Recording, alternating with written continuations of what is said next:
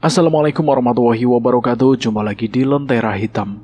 Tentunya masih bersama saya Bobby yang akan menceritakan sebuah kisah mistis pendakian gunung. Apa kabar teman-teman semua? Semoga kalian sehat selalu, panjang umur, bahagia selalu, dan sukses selalu. Pada kesempatan kali ini saya akan menceritakan sebuah kisah mistis yang berjudul Perempuan Hutan Pangrango. Dan buat teman-teman yang baru bergabung di channel ini, silahkan klik tombol subscribe dan tombol loncengnya agar kalian tidak ketinggalan cerita terbaru dari kami. Oke, kita langsung saja menuju ke ceritanya.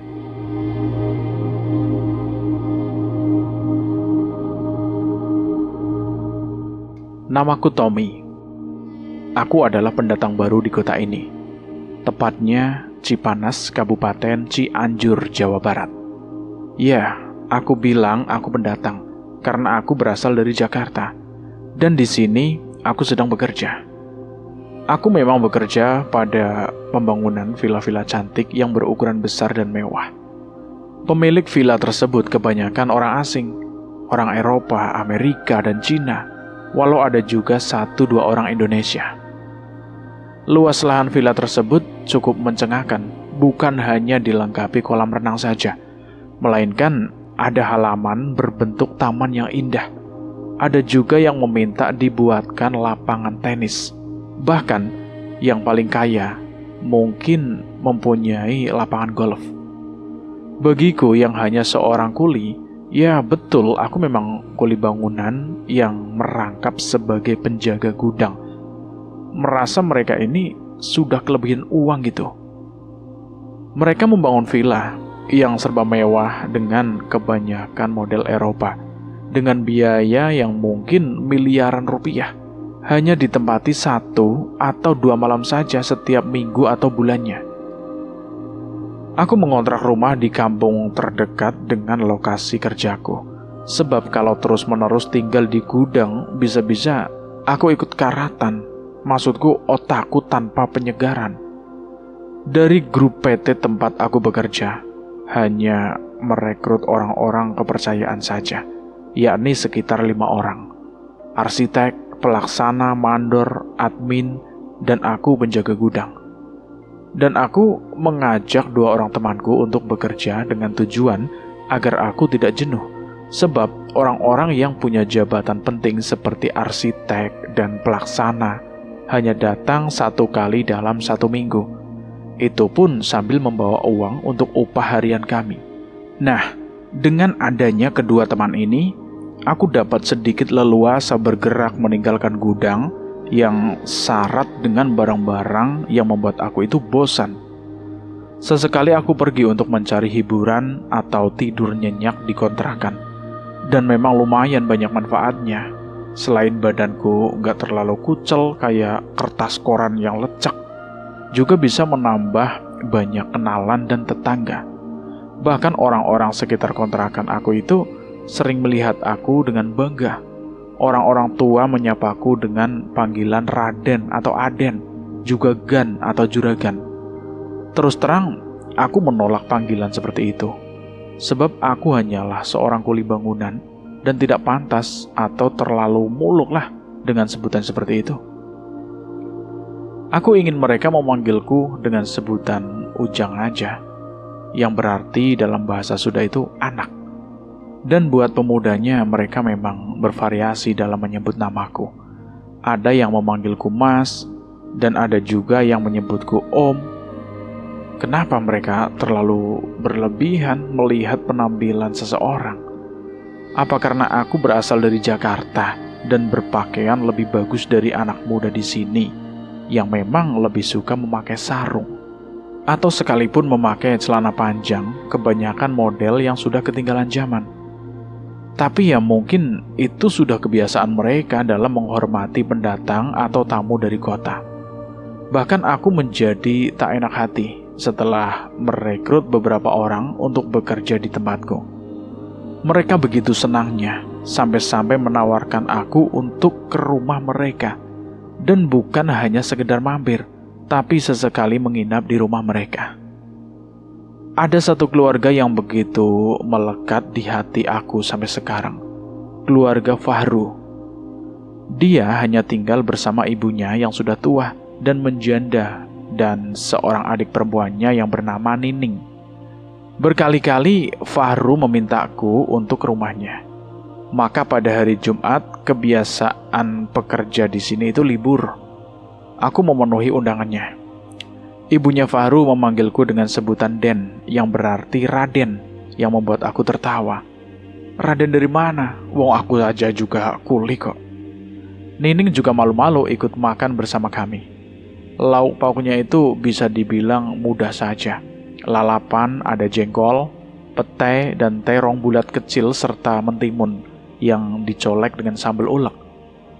Untuk ikannya, ikan asin serta gorengan tempe. Dan uniknya, meskipun di meja sudah ada sambal dan ikan asin, tapi masih tetap saja mereka menyediakan cabai rawit dan garam di piring kecil. Alasannya biar gampang memilih. Kalau nggak suka sambal ya keletus saja si cabai rawit itu yang dicocol dengan garam. Menu yang sangat sederhana itu ternyata mampu menggugah selera makanku, sehingga membuat ingin nambah lagi, tapi agak malu. Sebenarnya yang mau aku ceritakan di sini bukan soal pekerjaanku atau aku yang mulai banyak dikenal orang. Aku ingin bercerita tentang pendakian ke puncak Gunung Pangrango yang bersebelahan dengan Gunung Gede. Tapi nanti dulu, aku mau menceritakan tentang seseorang. Namanya Diana, tapi sudah kadung dipanggil dengan nama Nana. Usianya sekitar 16 tahunan. Cantik. Ya, tentu saja cantiklah. Bertubuh langsing, tinggi semampai, bermata indah dengan bentuk hidung yang mancung, ditambah lagi bibirnya yang tipis, berambut panjang hingga menyentuh punggungnya. Aku pertama kali mengenalnya pada saat pulang ke kontrakan. Aku melihat seorang gadis cantik, namun terlihat agak kampungan. Dia mengenakan rok berwarna biru, ya rok milik anak SMP. Dalam hati aku pun bertanya-tanya, apa mungkin murid SMP sebesar ini? Atau ia memang lagi suka aja dengan rok itu? Ia bersenandung tak jelas sambil menepuk-nepuk bokong seorang balita di dalam gendongannya. Ketika aku pas lewat di hadapannya, ia pun tersenyum. Aku masih ingat sampai sekarang senyuman yang belum pernah aku lihat sebelumnya dan sanggup menarik perhatianku. Bibir itu nampak terlihat basah, padahal aku yakin kalau dia tidak mengenal lipstik dan kosmetik. Entah kenapa mulutku rasanya gatal ingin menyapanya. Itu anaknya udah tidur, kataku sepintas. Aku melihat ekspresi wajahnya yang berubah agak suram. Ini adik aku, Om. Kok panggilnya Om sih? Aku kan belum tua, Neng. Iya, Om masih muda, tapi lebih tua dari aku kan. Terusan aku harus panggil apa dong? Kita kenalan dulu. Namaku Bakti. Nama kamu siapa? Namaku Nana. Aku panggil Mas aja ya. Nah gitu dong, itu lebih baik. Kemudian dia menceritakan dirinya, kalau ternyata dia memang masih duduk di kelas 8. Semula aku tidak percaya dengan pengakuannya, tapi ternyata dia bilang usianya baru menginjak angka 14. Sejak perkenalan itu, aku seringkali membayangkan kecantikan wajah Nana, serta pertumbuhan badannya yang tidak seimbang dengan usianya. Karena aku sering bertemu dan ngobrol dengan Nana, akhirnya banyak pemuda yang menganggapku tengah merayu si Nana. Mereka mengolok-olok aku dengan mengatakan tengah menjerat gadis bau kencur. Namun sebagian lainnya menganggap itu hal yang wajar, sebab di kampung itu memang banyak perawan menikah muda. Mereka tidak mau sampai menginjak umur 20-an, sebab pastinya akan dicibir orang dengan sebutan perawan tua atau gadis yang tidak laku.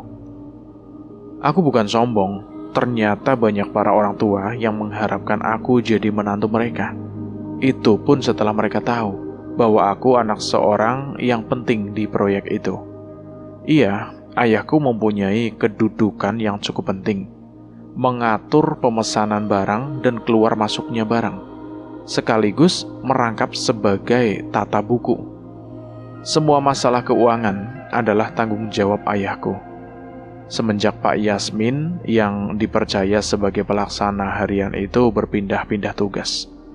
Banyak gadis-gadis yang menggodaku dengan cara mereka yang malu-malu. Namun justru aku menyukai kepolosan mereka. Bahkan ada di antara mereka yang memanggilku dengan sebutan Om Ganteng. Setelah waktu berjalan beberapa bulan, aku sudah mulai akrab dengan banyak anak muda di kampung itu. Mereka sangat menurut jika aku minta tolong ini itu, dan aku hanya bermodalkan sebungkus rokok saja untuk menjalin persahabatan kepada mereka. Dari merekalah aku tahu, ternyata Nana, cucu seorang kiai ternama yang memiliki pondok pesantren. Selain itu juga dia putri seorang pengusaha alat-alat berat di Jakarta.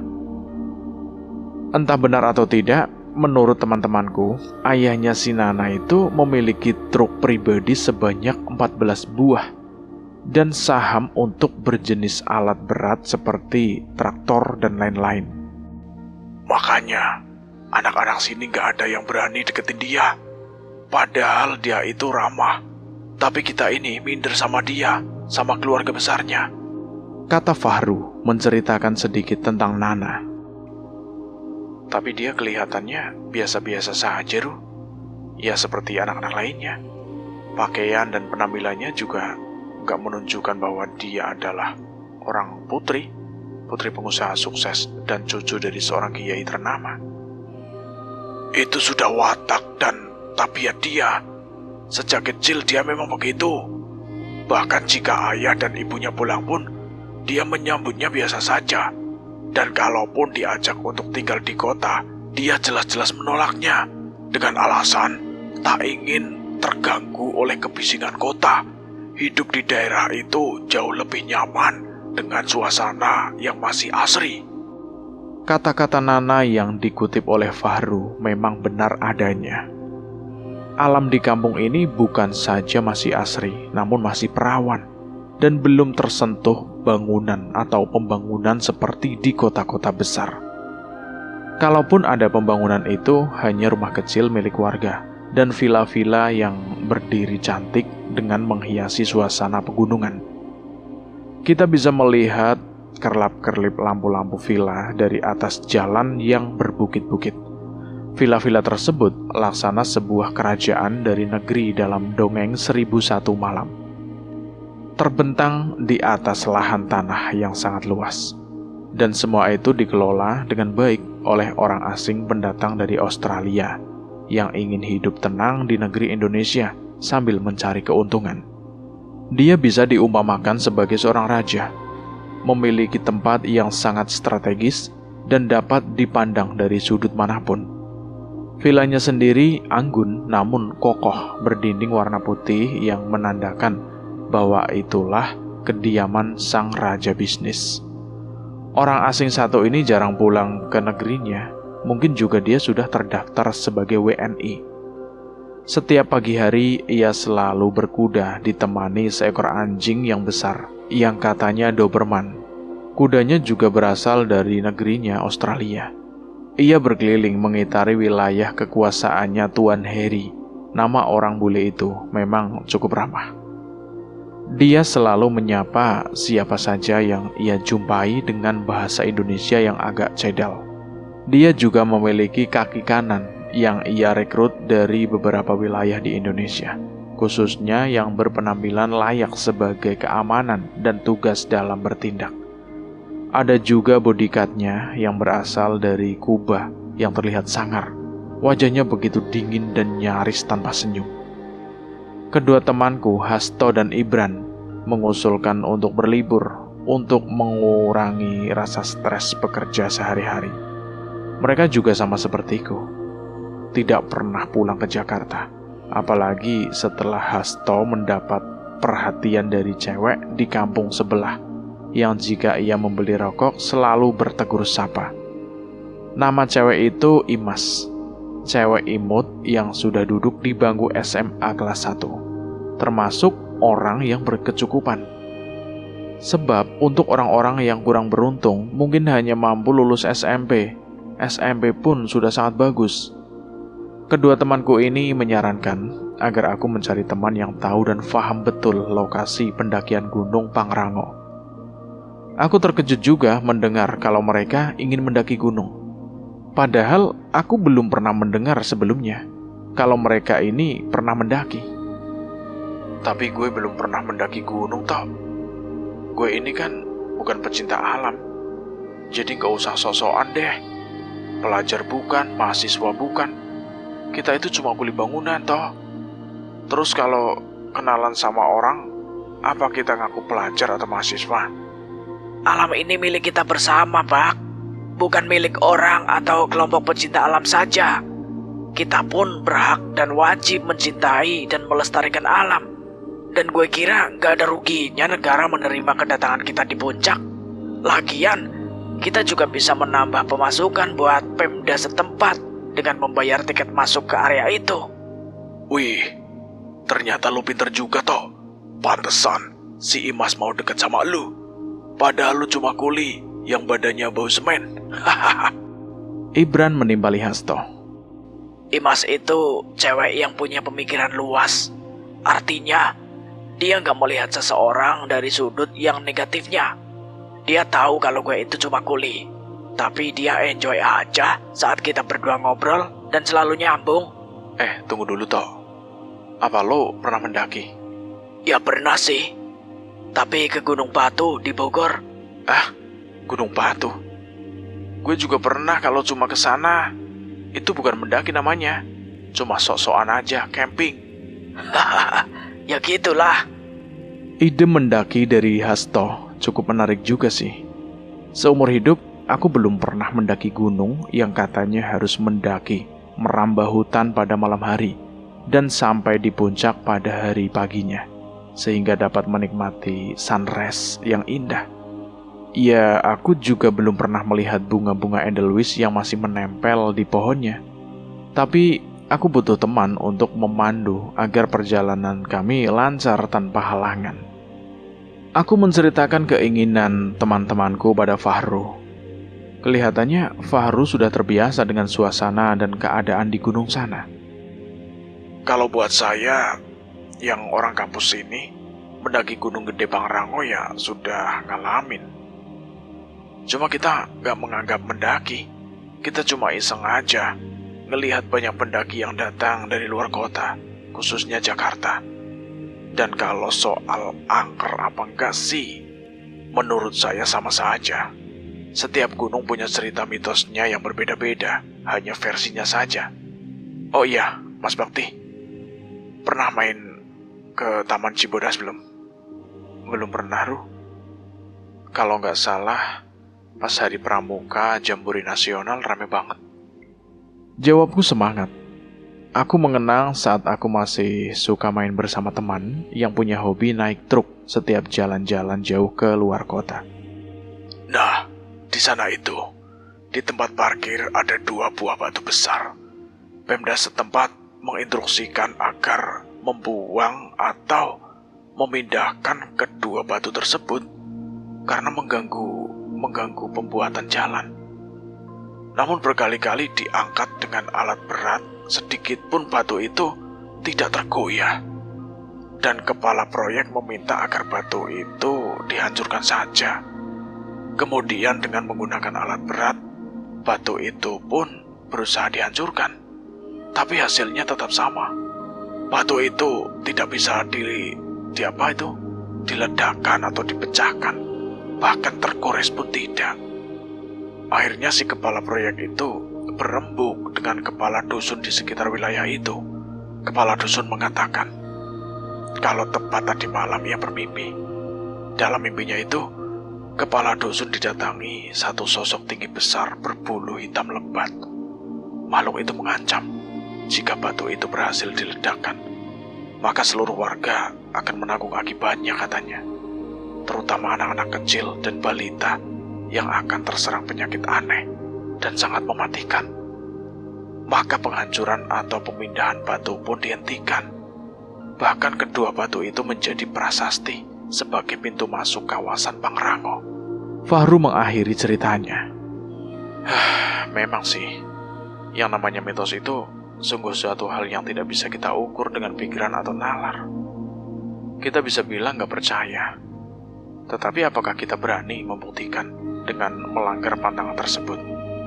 Ternyata banyak orang yang sombong, gak percaya sama hal gaib. Tapi apa mereka berani melakukan ini dan itu? Dia malah nyengir, ketakutan. Jadi menurut aku sih, lebih baik percaya saja, agar kita selalu aman. Dulu juga ada peristiwa di luar nalar manusia, waktu pembuatan jalan tol Jagorawi. Kamu tahu nggak? Persis dengan cerita kamu itu soal batu di Cibodas. Di sana juga ada sebuah batu besar yang terdapat tepat di tengah jalur yang akan dibangun jalan tol pertama itu. Jalan tol kan seharusnya lurus hingga membuat pembuatan itu lebih cepat dan pengemudinya biar enak lah, gak kagok. Tapi batu itu menghalangi dan harus dihancurkan. Kenyataannya, meski dengan alat berat jenis apapun, tetap saja tidak tergoyahkan. Dan tidak ada pilihan lain kecuali dengan membuat jalan menjadi sedikit berbelok. Kembali aku menanyakan tentang apa saja bekal yang harus kami bawa dan siapa-siapa yang mau ikut mendaki. Kalau kita sih bukan mendaki beneran, Mas. Jadi ya cuma bawa tas punggung biasa saja.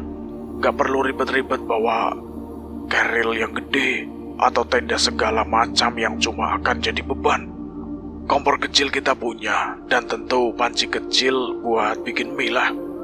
Mungkin kalau perlu ya paling tikar lipat juga ada. Pokoknya kita cuma mikirin biaya buat bawa makanan aja deh. Beli segala apa yang bakal kita butuhkan nanti di perjalanan. Fahru menjelaskan padaku. Apa kamu punya teman yang mau gabung, Ru? Itu nanti saya tanya ke teman yang sudah biasa ke sana. Memangnya kapan rencana Mas Bakti mau mendaki? Biasanya ramainya kapan? Pas banget.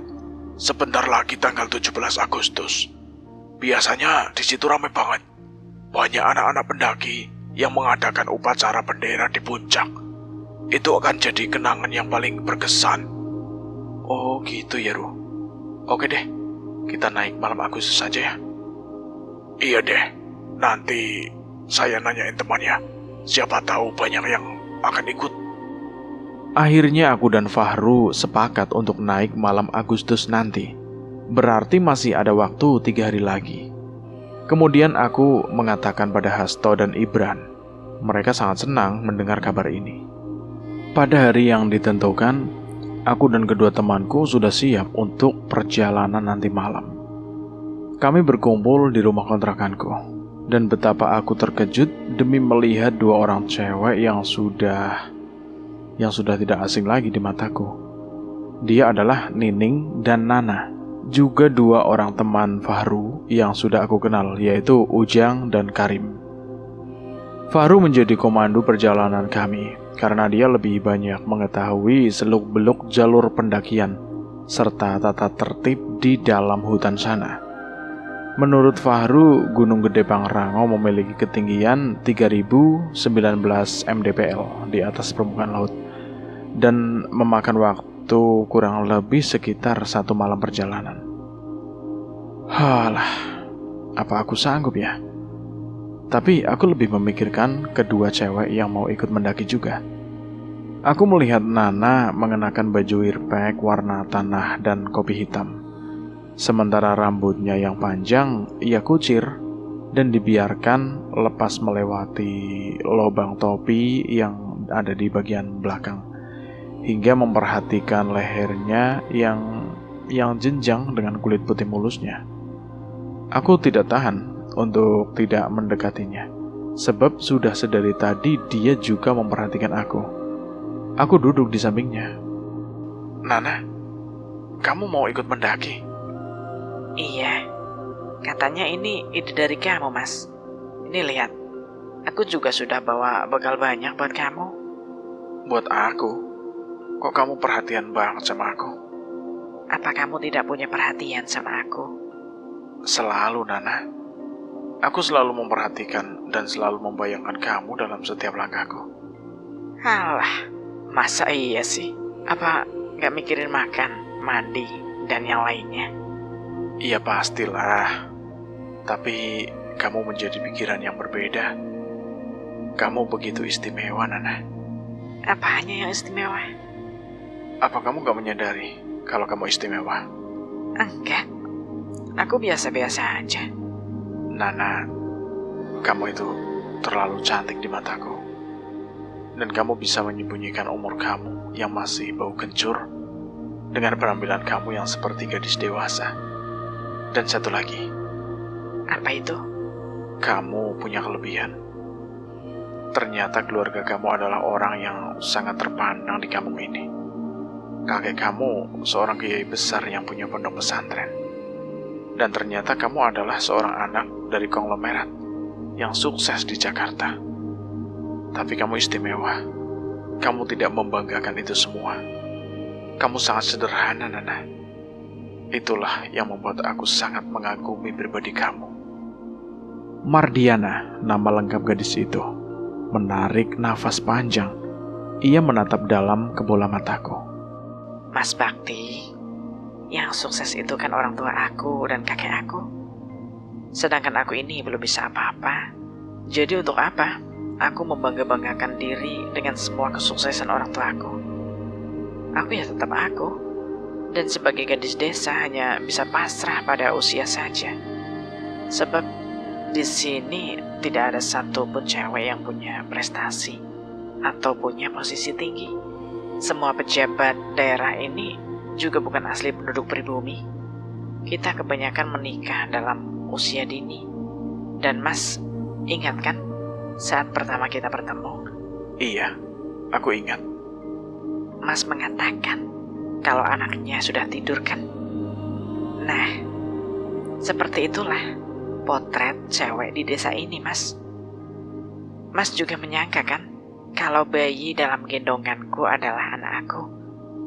Padahal dia adik aku dan sengaja ditinggalkan oleh kedua orang tuaku demi bisnis mereka.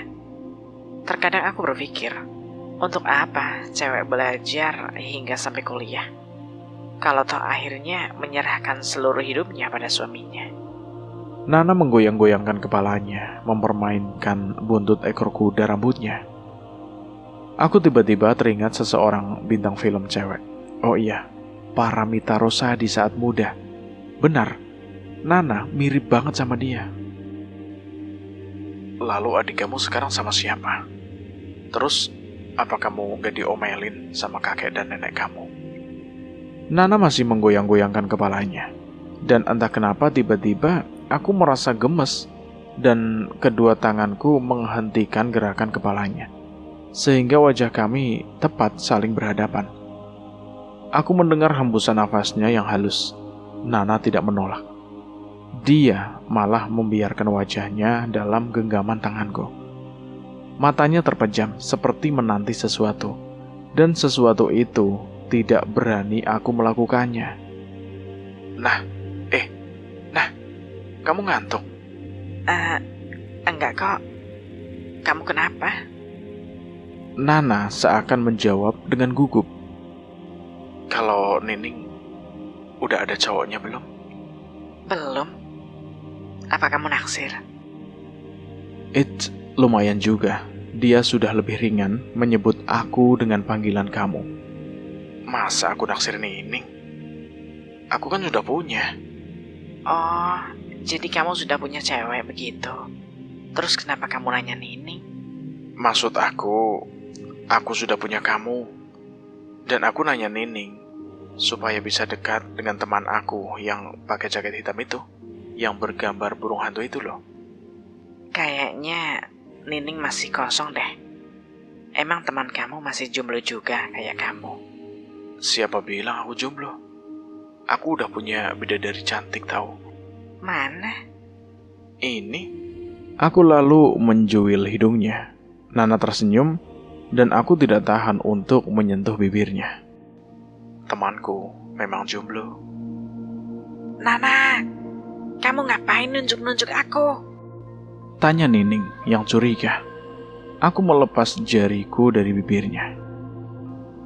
Kamu sini deh. Kata Nana dan Nining pun mendekat. Kamu mau nggak sama cowok yang pakai jaket hitam itu? Dia naksir sama kamu. Tanya Nana, dan Nining tidak menyahut.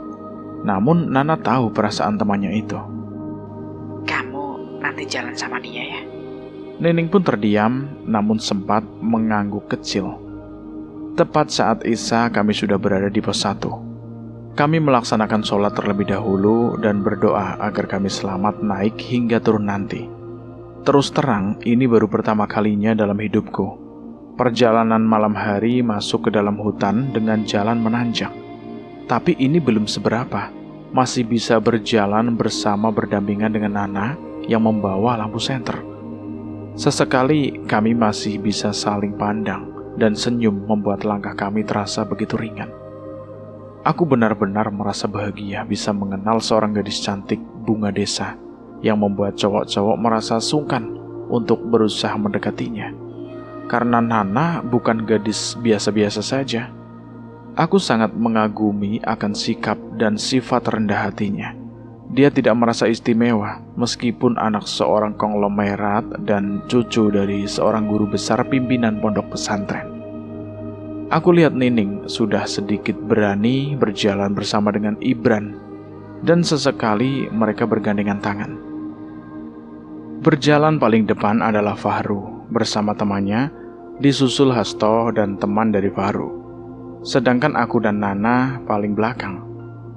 Malam semakin larut, kami tidak perlu memaksakan diri untuk terus mendaki. Fahru menyarankan untuk beristirahat terlebih dahulu, karena perjalanan masih jauh dan jalur masih panjang. Santai aja, gak usah buru-buru. Yang penting kita bisa sampai ke puncak dengan selamat. Gak apa-apa kalau gak bisa lihat matahari terbit juga. Kita masih punya kesempatan buat ngikutin upacara bendera 17-an. Iya, Ruh. Kasihan tuh sama adik kamu dan Nana. Kelihatannya dia kelelahan. Jawabku menunjuk kepada dua cewek yang aku kira lelah. Tapi ternyata mereka tengah menyiapkan mie instan di atas kompor kecil. Ayo mas-mas semua, ini mie sudah siap. Seru Nining, sementara Nana sibuk menyiapkan piring. Dan kami pun menikmati hidangan ala kadarnya sambil berselonjor meluruskan kaki yang mulai terasa pegel-pegel.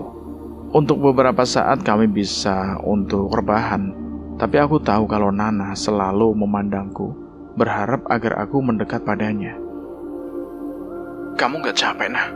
Iya capek lah mas. Memangnya mas gak capek gitu? Berarti kita sama ya? Sama apanya? Sama-sama capek. Maklum deh, aku baru pertama kali mendaki gunung. Jadi ya mudah-mudahan aja kuat. Kalau kamu, apa pernah naik gunung? Belum. Kalau camping sih pernah. Sering malah sejak SD. Aku suka dengan kepolosannya itu. Sesekali matanya melirikku. Kok mie-nya belum dimakan? Nanti keburu dingin loh. Aku sedang menikmati bidadari cilik yang sedang menikmati makan malam di tengah hutan. Aduh. Udah, kerayunya. Aku kesel nih. Lagian, mana ada sih bidadari makan mie instan? Ngarangan aja. Ayo dimakan mie-nya. Atau pengen aku suapin? Nana menyodorkan sendok yang sudah berisi mie dari mangkoknya ke mulutku. Dan mau tak mau, aku membuka mulutku, tidak terlalu lebar. Makan yang banyak ya, biar cepat besar anakku. Iya, Ma. Nanti kita bikin dede yang banyak ya, Ma. Balasku membuat Nana menjibir. Kami tetap menikmati santapan kami bebarengan, ibarat lagu makan sepiring berdua. Setelah istirahat dirasa cukup, Fahru yang bertindak sebagai komandan kaki menginstruksikan agar mulai bergerak lagi. Di ketinggian ini sudah tidak ada lagi sinyal untuk handphone kami, dan kami menggunakannya hanya sebagai senter penerangan jalan. Sepanjang perjalanan, jika ada kesempatan, Fahru selalu mengingatkan perihal larangan yang harus kita ketahui, dan jangan sampai melarangnya. Dia juga memberitahu tempat-tempat yang mempunyai mitos dan penting untuk kami ketahui. Nah, di sini namanya Taman Sakura. Kalau pas lagi musimnya, kita bisa melihat bunga sakura itu. Besok kalau memang musim, kita bisa melihatnya saat kita turun nanti. kata Fahru mengenai tempat yang kami lalui. Karena aku terlalu asik bercakap-cakap dengan Fahru, Nanas segera mendahului aku untuk berjalan bersama Nining. Dan tentu saja membuat Ibran jadi gak enak. Ia malah mendahului Nining dan Nana untuk berjalan bersama Hasto. Dan yang paling depan kedua teman Fahru yang juga sudah hafal dengan gunung ini. Dan memang jalan yang kami lalui agak melebar, sehingga kami bisa melangkah dengan leluasa. Aku penasaran dengan ucapan Fahru kalau di sini banyak bunga sakura jika sedang musim. Masalahnya bunga sakura kan dari Jepang, kok bisa tumbuh di gunung ini? Dan tanpa sengaja aku mengarahkan senter agak ke samping. Astagfirullah, aku terkejut bukan main. Di antara pohon-pohon yang mungkin itu bunga sakura, aku seperti melihat seseorang wanita tengah memetik bunga. Namun aku sadar bahwa ini gunung dan malam hari.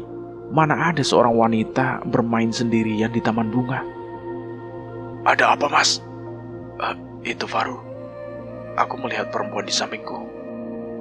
Fahru menggeleng-gelengkan kepala. Kemudian ia mengatakan agar jangan menyoroti tempat lain selain jalan yang kita lalui. Ingat, Mas, jangan sampai kita tergoda untuk melakukan apapun selain perjalanan dan melihat ke depan. Saya takutnya, Mas, tertipu oleh pemandangan yang sebenarnya gak ada atau halusinasi. Iya, Ru. Maaf. Tiba-tiba kami berdua mendengar suara teriakan Nining yang memanggil-manggil Nana. Nana, kamu di mana? Nana. Mendengar itu, kami segera menyusulnya. Ada apa, Ning? Mana Nana?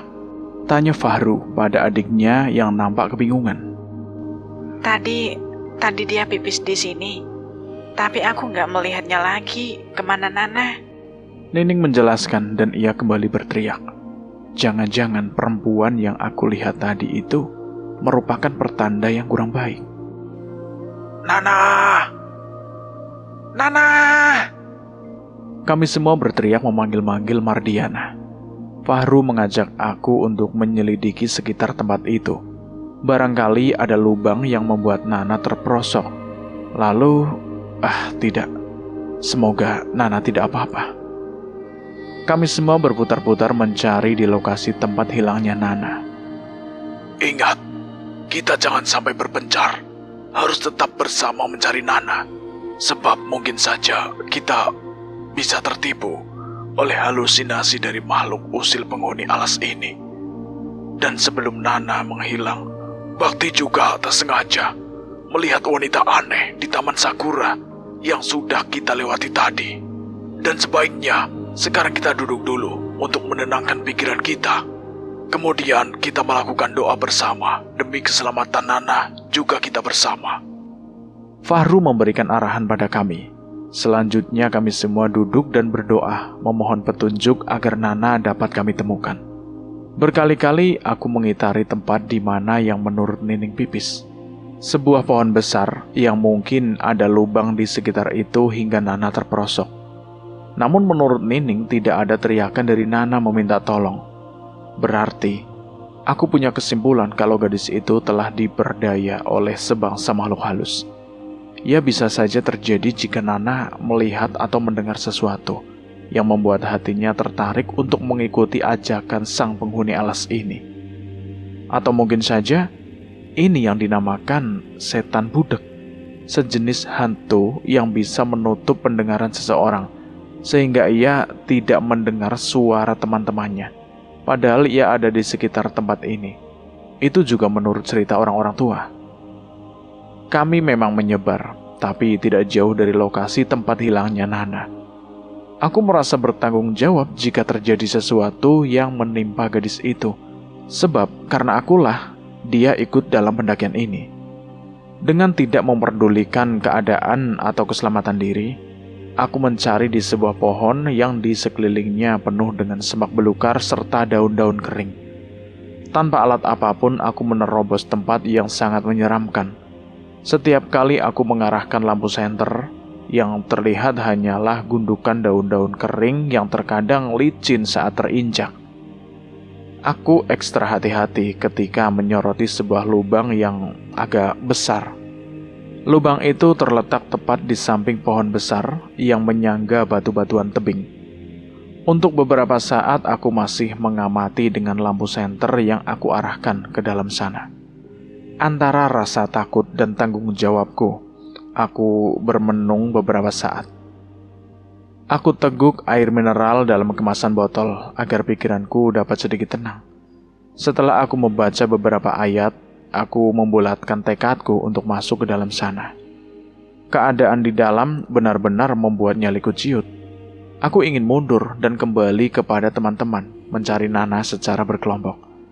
Namun perasaan cinta yang telah tumbuh dan bersemi di hatiku, aku segera menepis semua rasa takut dan ngeri demi melihat batu-batu runcing yang terdapat di kiri dan kanan gua. Aku berpikir bagaimana jika tiba-tiba terjadi longsor. Pastilah tempat ini akan menjadi kuburan tanpa nisan untukku. Paling tidak, mungkin saja di dalam sana ada ular besar. Karena bisa jadi di dalam gua inilah binatang melata jenis itu membuat sarang. Dan bayangan-bayangan lain yang menghantui perasaanku. Aku merasa langkahku sudah semakin jauh ke dalam. Namun, aku belum menemukan petunjuk tentang keberadaan Nana. Aku merasa lelah dan duduk beristirahat sebentar sambil berpikir kembali. Mungkinkah Nana masuk ke dalam gua ini?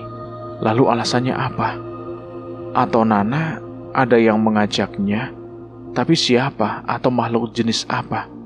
Dan kenapa dia tidak berteriak? Ya. Mungkin saja Nana dibekap mulutnya dan dibawa kabur.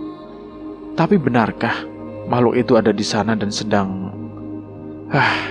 Aku tidak sanggup membayangkan apa yang akan terjadi seandainya yang membawa Nana adalah sejenis binatang buas atau entah apa.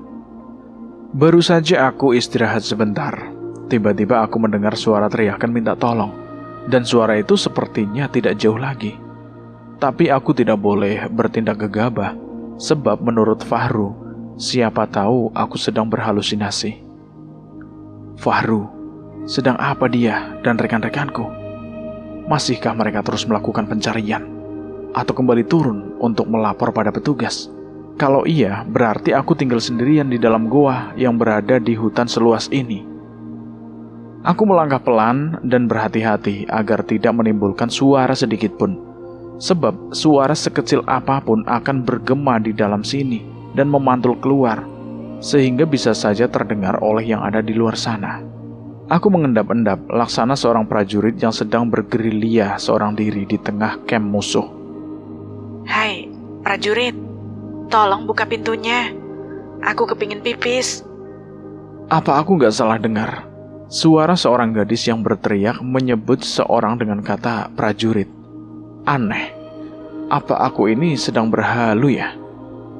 Aku mencubit lenganku, terasa sakit. Lalu mencubit pipiku juga terasa sakit. Berarti ini nyata.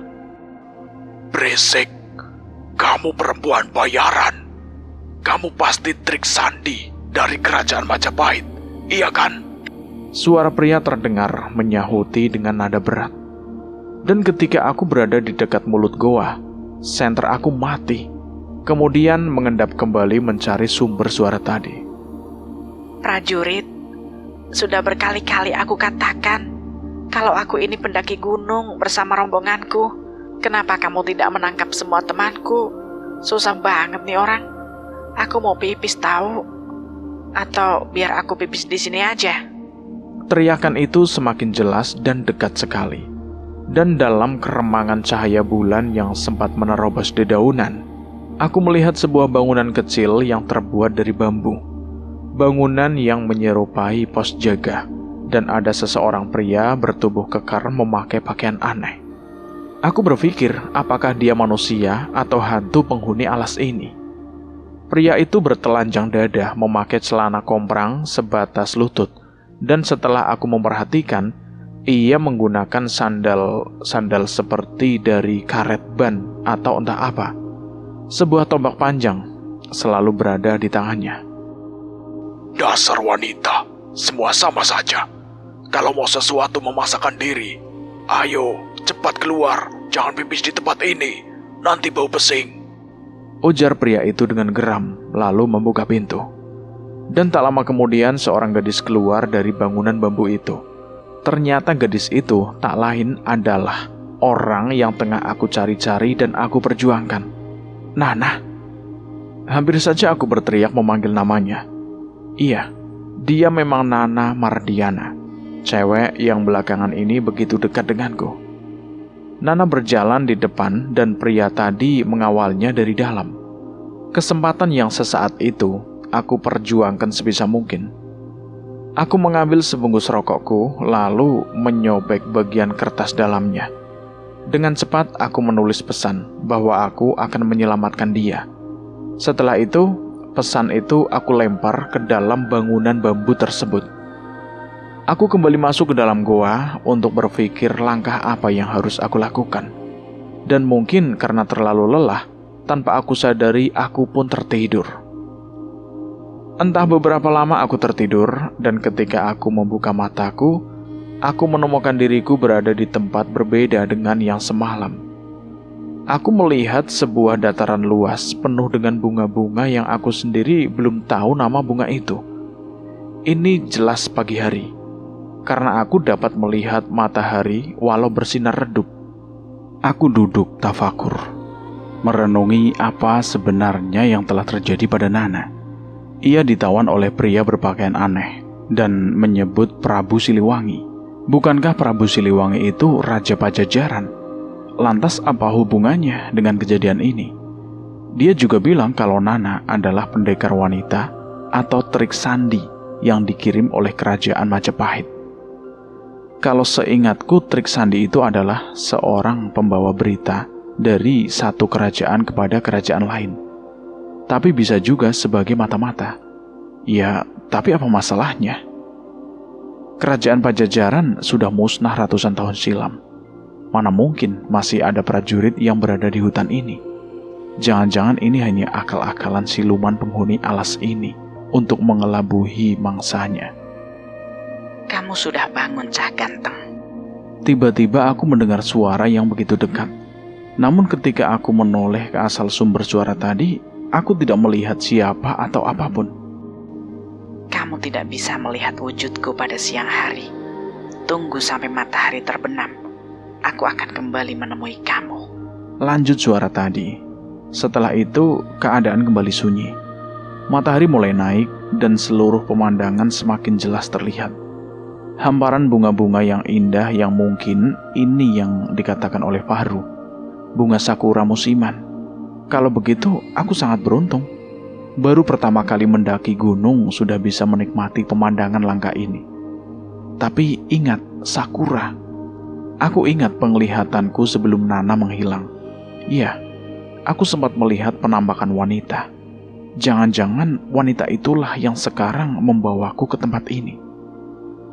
Cacing-cacing penghuni perutku sudah pada berbunyi, bernyanyi, melagukan tentang rasa lapar. Mereka tidak peduli dengan beban pikiranku saat ini. Otakku yang terasa panas, jantungku yang berdebar-debar, dan hati yang selalu cemas. Mereka hanya menuntut agar aku mengisi perut. Aku membuka tas gendongku dan hanya ada 2 buah roti serta 2 bungkus mie instan yang belum sempat aku berikan kepada Nining dan Nana. Setelah menyantap sebuah roti, aku hanya terdiam tanpa tahu apa yang harus aku lakukan. Aku mencari jalan untuk keluar dari padang bunga ini. Namun, aku tidak melihat apapun. Yang ada hanyalah hamparan bunga yang teramat luas. Jika aku berjalan tanpa arah, mungkin hanya akan menguras energiku saja.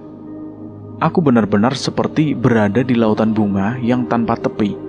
Dan entah untuk yang keberapa kalinya aku tertidur. Hingga aku terbangun setelah matahari sudah turun di ufuk barat. Benar apa yang dikatakan wanita yang membawaku itu, bahwa ia akan terlihat sosoknya saat matahari sudah terbenam. Dari kejauhan nampak sebuah bayangan putih yang perlahan semakin mendekat ke arahku. Dan setelah agak dekat, aku melihat kalau itu adalah sosok seorang wanita muda. Namun lagi-lagi aku heran dibuatnya.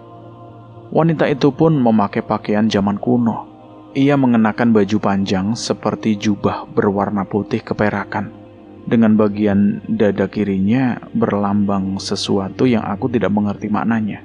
Dan aku melihat sebilah pedang panjang yang tersimbol di atas pundaknya. Rambutnya ia biarkan lepas terurai, dan ia memakai ikat kepala dengan secarik kain putih pula.